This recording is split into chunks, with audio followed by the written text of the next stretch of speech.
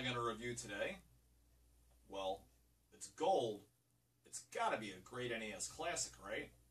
Maybe it's The Legend of Zelda, an instant hit that everybody knows and loves.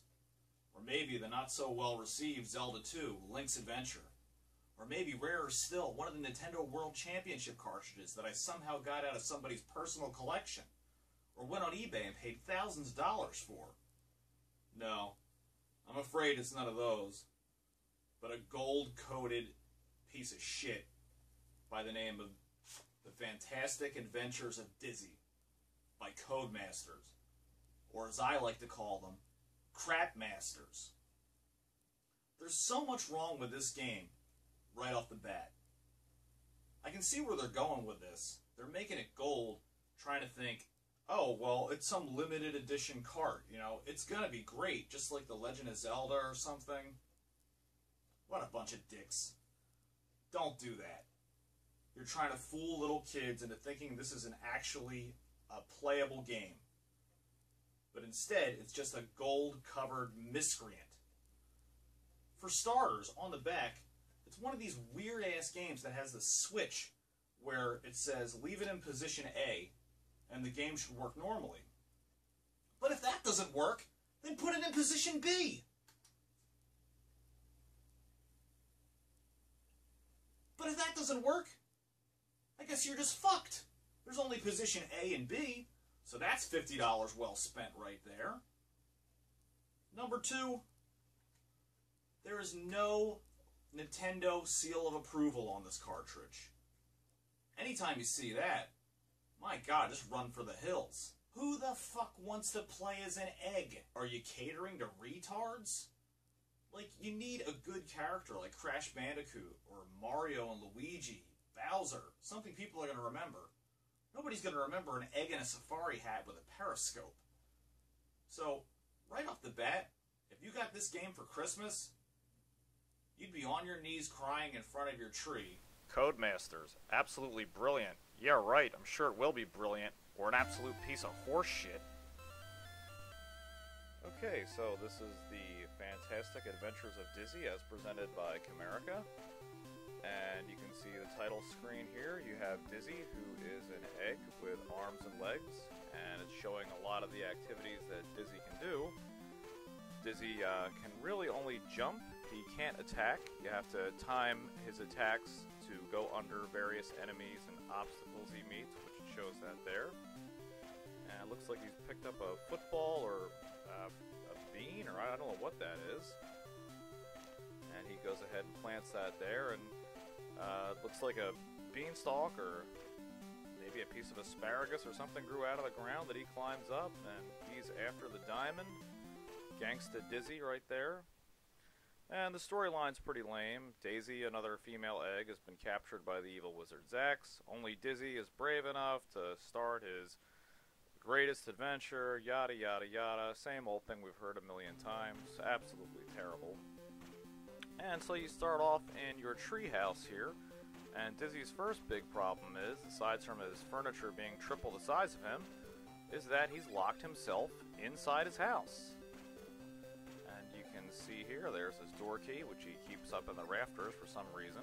But he didn't lock himself outside of the house like you'd normally think. No, somehow he's locked himself inside of his house. I guess maybe that's probably why he got the name Dizzy. So here's one of the main worlds that you'll see. This is the Treehouse World. You go around collecting stars that you'll find, which you need to get all 150 in order to beat the game. Dizzy goes around picking up various items you'll see, from keys to planks to jars and rocks, and he uses these to interact with other items in the environment, but can be a real pain because you don't know what they do and there's not a good enough description. So you lose items in different parts of the world, and you forget where you put things at, and you can only carry 3 things at a time, so the inventory system is a piece of crap. And then there's this guy, who I think you just blew his mind, because he's like, you know, oh my god, he's like, what in the fuck is an egg doing walking around here? So, yeah, Dizzy's first obstacle that he encounters here, grabs that piece of chicken right there, grab that star, and we'll head down here. There's a Triceratops that blocks his path, and you'll never guess how Dizzy dispatches with it in order to move on. Select the chicken here, and wham! Dizzy throws the chicken into outer space, and the Triceratops runs off screen, and you can progress. Like, what the fuck? That doesn't make any sense at all. There's no story behind why the Triceratops is blocking your path. It's just absolutely crazy. Just, you know, I couldn't imagine if, like, you know, in games like The Legend of Zelda or something, you just found an item and just flung it somewhere and there was no explanation. There's also other levels that Dizzy will progress to, like this is a pirate ship. Basically, it's just the same tired, repetitive, side-scrolling gameplay that you played before. Dizzy can't attack, he jumps, he collects stars, the music is a little different, the environment's a little different, but it's still the same lame, generic gameplay. Eventually, Dizzy gets booted off the ship and walks the plank from the mean and nasty pirate. You can see his face change here from happy to concerned, all in a matter of 3 seconds, so I wonder if Dizzy's a little schizophrenic. He falls off the plank and into the ocean, and that starts one of the many mini-games in the game where you have to ride air bubbles in order to get to the surface so you don't drown. But the problem is, the air bubbles aren't always aligned properly, so you can't tell if they're underneath your feet, and Dizzy will fall through them, which makes this mini-game a lot longer to play than it really should be.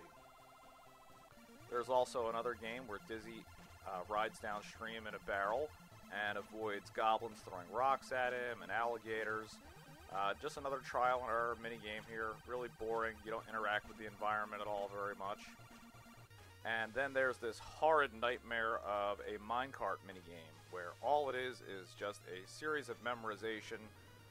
It took me about an hour to get through this level because you have to memorize every single turn, and the screen scrolls so fast that you really can't see what's coming, and it sucks any fun that could be had out of this minigame right out of it because you just have to remember, you know, right, left, right, left, right, left, and it goes on for like 5 minutes. It is just painful. So you get up to the end boss here, Zax, you dodge his beam, Zax is dead. You go up and rescue your girl Daisy, who isn't wearing a dress, which Dizzy gives to her, and you fall in love, happily ever after. And yeah, Dizzy, I agree, that is lame. Hey everybody, it's Dizzy! Hey Dizzy, you ready to go on a fantastic adventure with me? Oh yeah, that sounds like fun, let's go, I wanna go on an adventure! Alright Dizzy, let's get going, let's start our fantastic adventure! Yay, alright, let's go! Alright, well here we are in the real world, which I don't know anything about, and oh my god, what's that flame on? It's getting awfully warm in here. I don't know about all this. Well, that's because you're gonna be my breakfast, Dizzy. That's the adventure. Oh my god, no! Oh no! Oh god, my brains! Oh, what a world! What a world! Oh god! Dizzy, you look much better like this. Dizzy is a part of a well-balanced breakfast